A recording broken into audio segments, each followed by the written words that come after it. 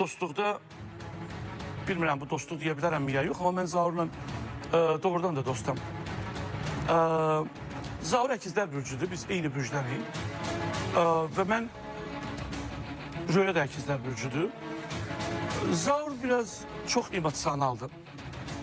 Və Zaurun o dünənki çıxışı, mən onu efir gedə-gedə görsəydim, düzdür, mənim komandamda əvvəl Aytac olub, indi buradan baxır Türkiyədədir. Yo, mən istəmədim bu mahnını qoyasınız. Mənim üçün Chopin'in prelüziyasını qoyun. Ay qardaş, mənə bu lazım deyil. Mən sənə dedim, bax, mən dediyimi eləyim də burada. Orada Zaura Aytacgil dediyini eləyim, amma burada mən dediyimi eləyim. Zaur, mənim Zaurla heç bir problem olmuyor, dün axşam da danışmışıq. Amma Zaur, axı, belə olmaz. Hərdən çox tələsirsən, Zaur, tələsmə. Tələsmə, əziz dostum. Mən səni başa düşürəm.